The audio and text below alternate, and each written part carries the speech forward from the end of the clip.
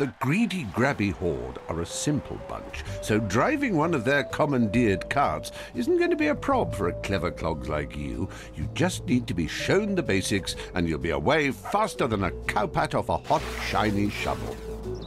Quick tour of the controller would be good. Oh, would you prefer to use the X button or the R2 button to accelerate? Okay, the basics. Press the acceleration button and your cart will move forward. Keep it down if you want to burn wool. You can achieve some pretty exhilarating speeds in this game, so let go of the button if you want to slow down for a corner or stop altogether. The brake button will stop you even quicker if you need a loo brake. Once you've stopped, keep that brake button held down if you want to reverse. Steering is done by pushing the left stick left or right, or you can use the directional buttons. Well, if you're happy with the ergonomic comfort of your controller layout, excellent. You've picked your preferred controller buttons and we can continue. And if you want to go back and alter them at any stage, feel free to do so in the pause menu or the settings menu in your pod. You have to feel 100% comfortable when you're wacky racing. Am I not right, sir? In karting lingo, drifting means taking a corner in a really cool way. It's skidding, but controlled skidding, and saves all the hassle of braking. To drift, steer the way you want to go in a corner whilst pressing and holding the drift button. The cart turns to the side and skids in a visually pleasing manner, I might add. It's advisable to hold your drift until your tires ignite. That's a good time to release the drift button and get a satisfying boost. You get my drift?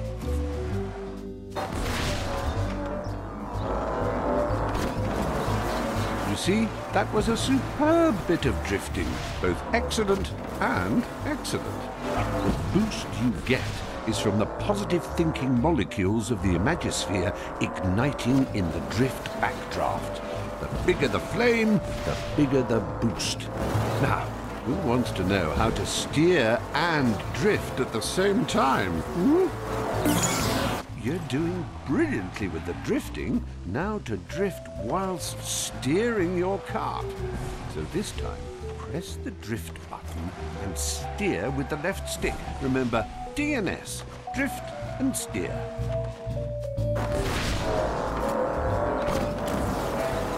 Nailed it! Knew you would. Now you're equipped with another string to your bow. Well, you passed your driving test with all the flying colors of the rainbow. Time to start your weapons training. No, we're not getting bogged down in the logistics of ballistics. We're simply going to show you how to blast suckers off the road. Behold the Weaponator. A serious bit of kit. Drive through it to pick it up. Then you can start collecting weapons. Each time you get one, Sackboy will be holding it, looking tougher than 9-year-old cheese and twice as dangerous. Oh, nicely collected there, number one. You are now furnished with the Weaponator. It dishes out weapons in what we call RR distribution. RR stands for really random. Press the weapon button to fire. 2 words, or some, like your style. Now, let's talk about how to make every shot count. Taking a hit will slow you down and make you lose slight control of your cart, so avoid it if you can. Now we're going to give you what we call a defensive weapon. Defensive weapons are slightly sneaky in that they can be deployed behind you to slow down other racers or destroy incoming weapons fire. If you watch for the incoming weapon icon, you'll see it changes into a shield. This is the exact time to press the weapon button and deploy your defensive weapon. When the icon shows a shield, the defensive weapon will fire backwards to intercept the barrage from the brutes behind. Tailgaters.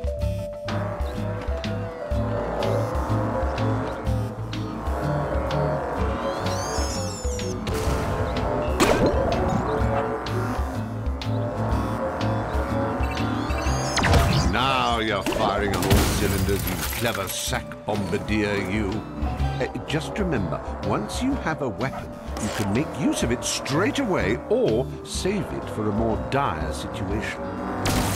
You can set the difficulty level of your game, you know. Normal is your box-standard threat and hurdle setting and is nothing you can't handle. But if you're of a mind to Sunday drive with very little to do, set it to casual. You can always alter it later to rev up the fun. Congrats! In fact, what the heck? Congratulations. Have the full lot. You've learned so much in such a short time. If I didn't know better, I'd think you were an android. And if you ever forget anything or you want a quick recap, get your sack tushy back here and we'll do the whole bally lot again. I would love that.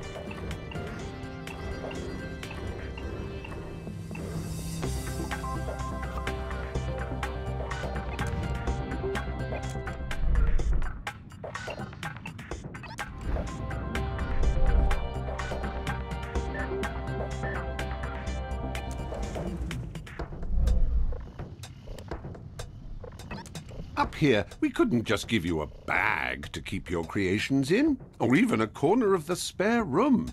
No, you're far too creative and prolific, so we're giving you your moon. As Louis Armstrong once said, it's one great step for sack. All great artists have occasionally to stand back and judge their work. Like my uncle, Hello Dolly. Tragically, he painted cliff-top scenes and stepped back a little too far. But not you. Plonk yourself here to gauge how your profile appears to your contemporaries. Read any comments and take the constructive criticism, as it might help you to improve your work. Cool. Taking a step back rocks. Oh, sorry, Uncle. If you're keen to attract other sack personages to your Earth, then like a gourmet meal, the first bite is with the old peepers. Seek to impress and decorate your Earth in a style that says, yes, I am visually pleasing, thank you, but I'm still very approachable. Come on in, kick your shoes off, and please share the immediate environment in a responsible manner. You know, that would make a catchy T-shirt slogan. I'm writing that one down.